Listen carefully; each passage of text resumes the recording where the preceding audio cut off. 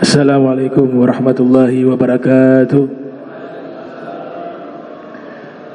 Alhamdulillahi rabbil alamin. Allahumma salli wa sallim ala sayyidina Muhammadin wa ala alihi wa ashabihi ajma'in, amma ba'du. Yang kami muliakan, kami hormati Al-Mukarram Al-Mukhtaram Al-Habib Bagir Mata'anallah Muhammad Bagir bin Syekh Abi Bakar bin Salim Mata'anallahu ta'ala bituli hayati wa umrih wa nafa'ana bihi wa bi'ulumihi wa amaddana bi asrarihi fid darain, amin ya rabbal alamin. Wa sayyidul walid Al-Habib Kamil As-Sagaf mata'ana Allah ta'ala bituli hayati wa umrih wa nafa'ana bihi wa bi'ulumihi fid darain. Mertua Habib ya, Masya Allah, bapak mantunya Habib Muhammad Bagir, kita doakan panjang umur, sehat afiah. Mata'ana Allah ta'ala bituli hayati wa umrih. Para habaib Habib Alwi Albar, para imam Masjid Muhajirin, jamaah hadirin hadirat yang insyaallah dirahmati Allah Subhanahu wa taala. Saya mungkin hanya melanjutkan karena tadi sudah sempurna, syamil wa kamil, ya, sudah mencakup dan sudah sempurna. Mungkin mau tambahkan sedikit saja. Nah, tadi kitab mungkin memotivasi kita untuk menuntut ilmu, ya, belajar ilmu agama, tidak mengenal umur dan usia. Ya, tadi mungkin disebut termasuk bab fadail al-ilmi wa ahlihi, ya, keutamaan ilmu dan pemilik ilmu. Nah, sebenarnya kitab ini kumpulan hadis dari Imam Suyuti, kurang lebih 500 hadis atau 400-an apa 500-an, saya lupa tepatnya. Diberi judul Lubabul Hadis. Nah, Az-Suyuti memang produktif menulis kitab, ya, dari berbagai fan disiplin keilmuan, baik tafsir, hadis, bahkan fikih, ya, di Al-Hawi lil Fatawa beliau. Nah, disyarahi oleh Syekh Nawawi Al-Bantani, Tanqihul Qaul Hafif judulnya. Yang luar biasanya, tadi beliau memulai hadis itu, satu hadis tadi yang di awal tadi, ya, sedekah 1000 ekor kuda di jalan Allah dan seterusnya, itu cukup menunjukkan begitu besarnya fadilah majlis ilmu. Satu itu sudah cukup, al-kifayah. Nah, diriwayatkan oleh sahabat yang memang thalabul ilm, ya, Ibnu Mas'ud ini sahabat yang mencintai ilmu. Beliau tercatat sebagai sahabat yang masuk Islam paling awal. Kalau kita baca di dalam Al-Quran, as-sabiqunal awwalun minal muhajirin wal ansar, beliau masuk di ayat itu, orang-orang terdahulu yang memasuk Islam dari golongan muhajirin. Bahkan mengatakan Ibnu Athir dalam kitab Al-Kamil fi Tarikh, mengatakan beliau orang ke-6 yang masuk Islam. Ibnu Mas'ud fisiknya kurus, kecil, ya, kecil, kurus, sampai pernah diceritakan naik pohon kurma, angin tiup, betisnya tersingkap. Sahabat melihat betis yang halus, tertawa mereka. Kemudian Nabi katakan, kalian tertawakan apa? Mereka katakan, itu ya Rasulullah, betisnya Ibnu Mas'ud kecil, tipis, halus. Apa kata Nabi? Lasaqahu yaumal qiyamah athqal min jabalil Uhud. Kalian tahu tidak, nanti di hari kiamat betisnya dia, Ibnu Mas'ud punya betis yang halus itu, di hari kiamat hasanatnya, maksudnya di situ, kata Ibnu Athir, kebaikan-kebaikannya itu lebih berat dari gunung Uhud. Nah, Imam Suyuti juga meriwayatkan di dalam kitab Al-Lumah fi Asbabil Wurud.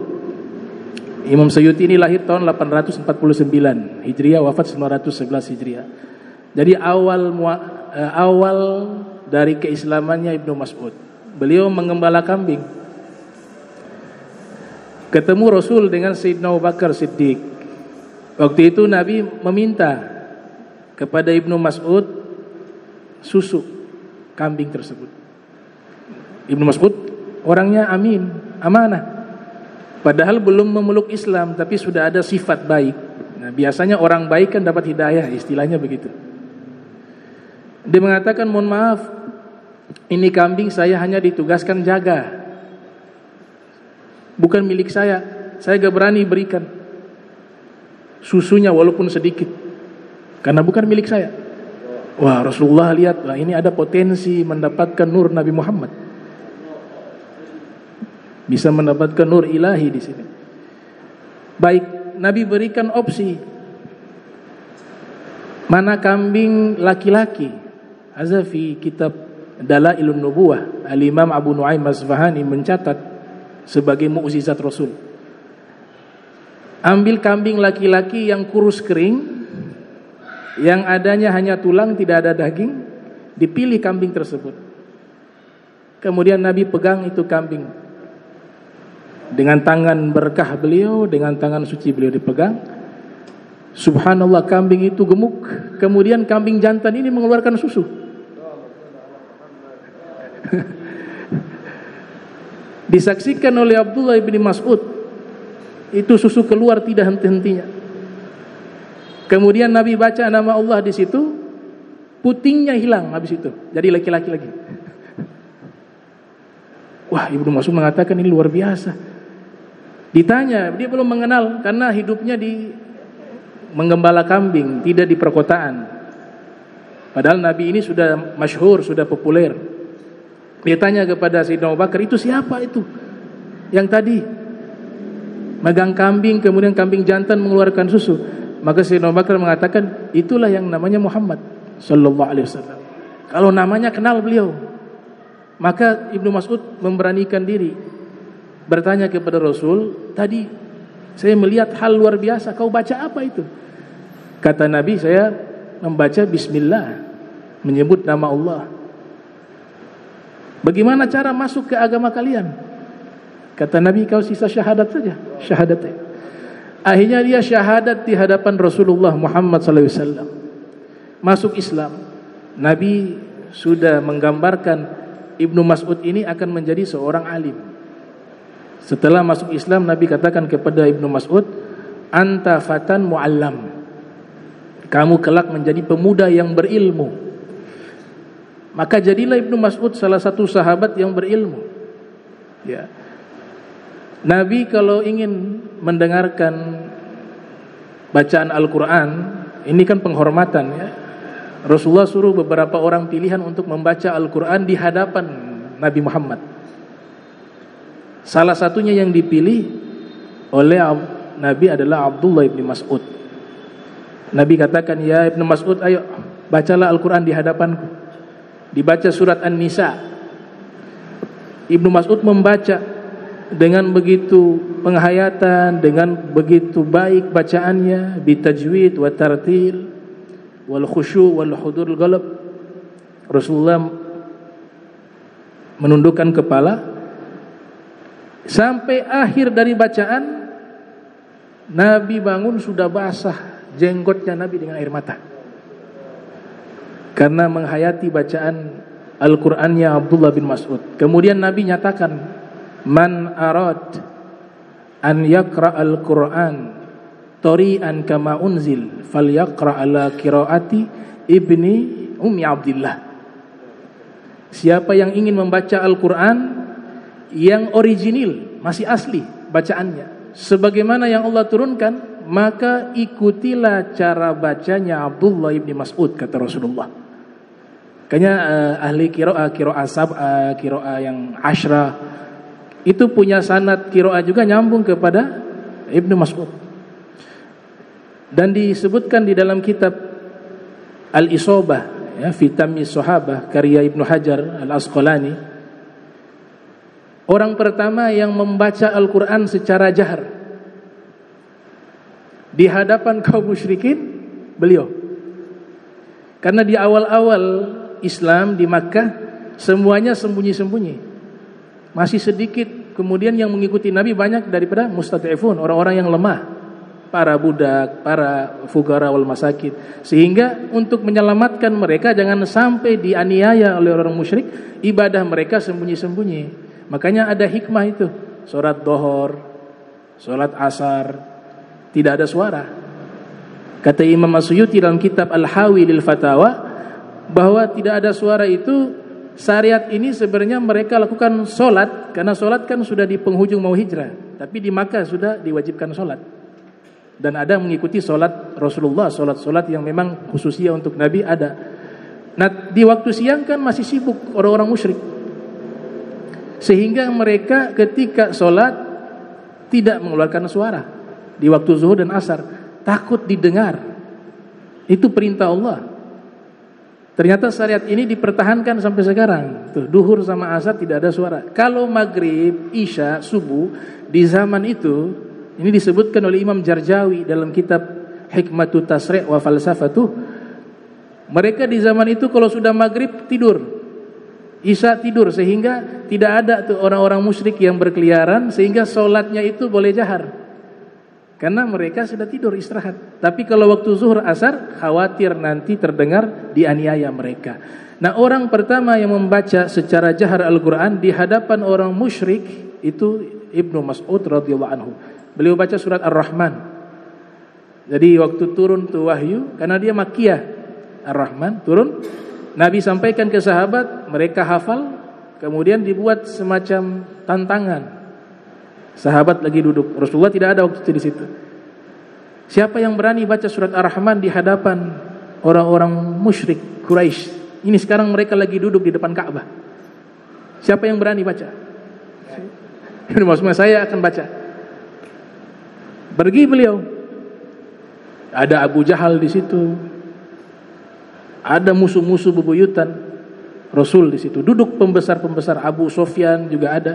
Mereka duduk di situ, Ibnu Mas'ud menghadap mereka kemudian membaca Bismillahirrahmanirrahim, Ar-Rahman, 'Allamal Qur'an ila akhir. Akhirnya Abu Jahal kep tuh, bahasa Ternate. Gunting telinganya. Sebelah ini terpotong.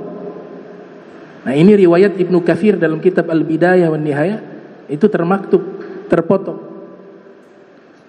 Menangis Ibnu Mas'ud. Ketika menangis dia kembali ingin menghampiri Nabi Muhammad SAW. Nabi sedang duduk dengan beberapa sahabat, Ibnu Mas'ud datang menangis.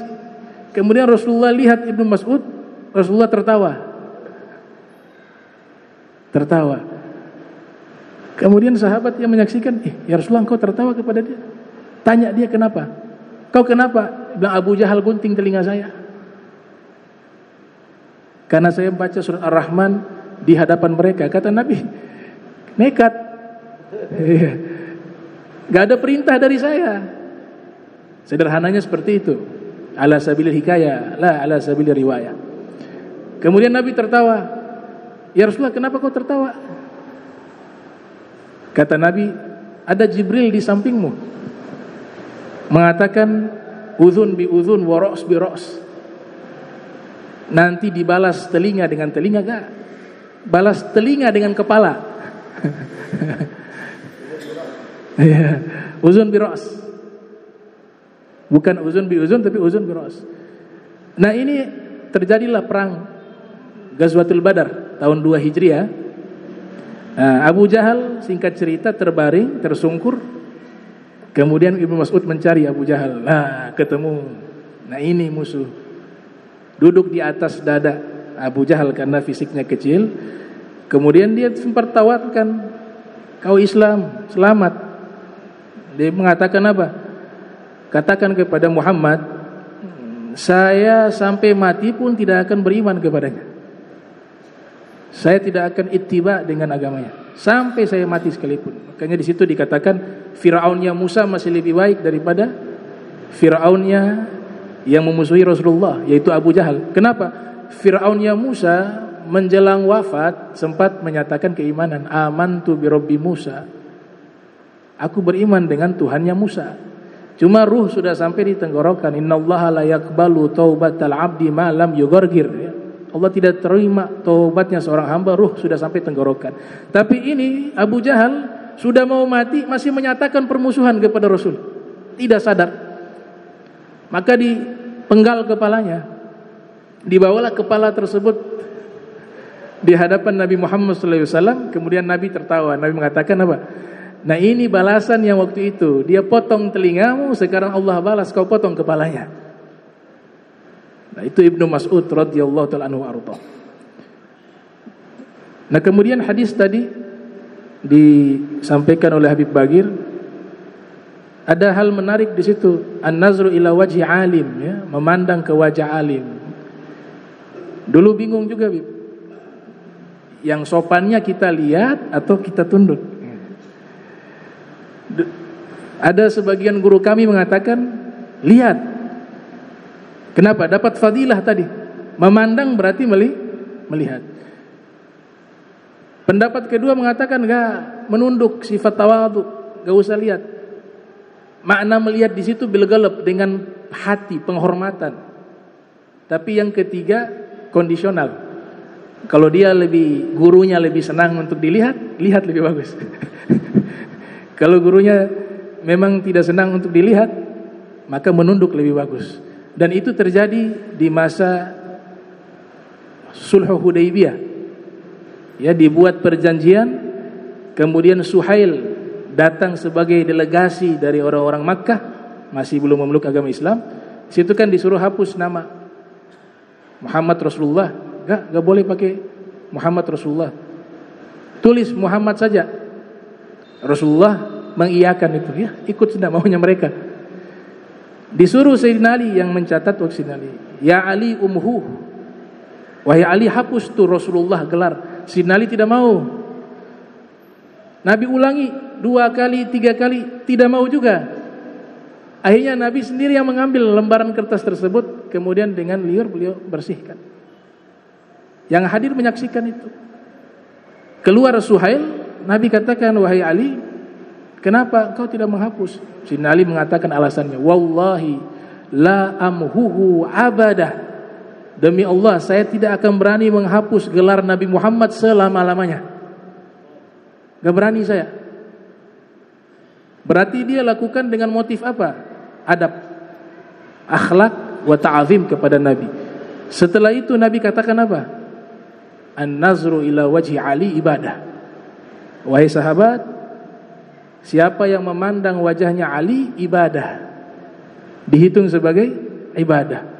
Sayyidina Abu Bakar Siddiq tawaf. Di situ ada Sayyidina Ali, ada Sayyidina Umar bin Khattab. Tawafnya Sayyidina Abu Bakar tidak lihat ke arah Ka'bah. Diperhatikan oleh Sayyidina Umar bin Khattab. Sayyidina Abu Bakar hanya melihat wajahnya Sayyidina Ali sepanjang tawaf.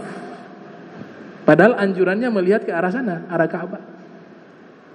Selesai tawaf 7 kali tersebut, ditanya oleh Sayyidina Umar, tadi saya melihat kau memandang wajahnya Ali, bukan ke arah Ka'bah. Kata Sayyidina Abu Bakar, karena saya mendengar Nabi mengatakan an-nazru ila wajhi Ali ibadah. Memandang wajahnya Ali itu juga adalah ibadah. Kemudian yang terakhir, man intaqala liyata'allama ilma ghufira lahu qabla an yakhtua, ya. Siapa yang melangkahkan kakinya, baru langkah nih, belum nyampe nih. Masih di rumah tuh, mau hadir majelis ilmu, baru 1 langkah, liyakhtua. Ghufira lahu, dosanya sudah diampuni oleh Allah Subhanahu wa taala. Nah, kita kalau niatnya benar nuntut ilmu, kita lebih hebat daripada presiden atau raja yang biasanya turun ada karpet merah. Penuntut ilmu agama lebih hebat dari itu. Dia berjalan bukan di atas karpet merah, tapi dia berjalan di atas sayap malaikat. Innal malaikata la tadau ajniyataha li talibil ilmi ridwan bima yasna. Sesungguhnya malaikat membentangkan sayapnya untuk penuntut ilmu agama ini. Karena malaikat senang dengan apa yang mereka lakukan. Ada kitab terakhir, ini saya tutup juga terakhir, Bustanul Arifin, kitab paling akhir yang ditulis oleh Imam Nawawi. Setelah itu beliau meninggal dunia. Berarti kembalinya tasawuf juga, ya. Imam Ghazali menempuh, tapi proses perjalanannya harus berfikih. Fikih dulu, ngarang kitab fikih, wah sangat banyak. Al-Majmu' ada 27 jilid, Imam Nawawi. Ada Minhajut Talibin, ada Raudhatut Talibin wa Umdatul Muftiyin, ada At-Tahqiq, masih banyak kitab-kitab fikih beliau. Tapi perjalanan ini beliau puncaknya lewat fikih, puncaknya ke tasawuf. Kitab terakhir yang beliau tutup karangannya namanya Bustanul Arifin, kebun orang-orang yang mengenal Allah. Di kitab itu Imam Nawawi ceritakan, dulu ada orang mengaku muslim tapi melecehkan hadis Nabi. Beliau bawa 2 kisah. Nah, ini sebagai juga nasihat bagi kita ya secara pribadi. Jangan pernah gampang mengatakan ini hadis palsu, ini hadis dhaif. Kata Nabi, man radda haditsan anni ballagahu, siapa yang menolak satu hadis dariku setelah disampaikan kepadanya, fa ana ukhasimuhu yaumal qiyamah, saya akan memusuhinya di hari kiamat.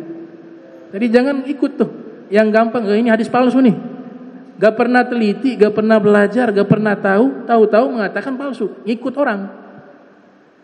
Ini hadis lemah, hati-hati.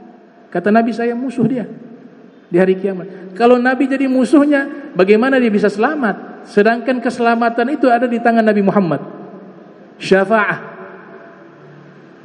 Begitu juga jangan gampang mengatakan ini hadis dari Nabi tanpa diteliti, karena masuk ke hadis man kadzaba alayya muta'ammida falyatabawwa maq'adahu minan nar. Bahkan ulama hadis mengatakan hadis ini sebagai hadis paling sahih nomor 1. Jadi kalau ditanya hadis sahih nomor 1, hadis tadi itu. Mutawatirnya itu tidak terhitung jumlahnya.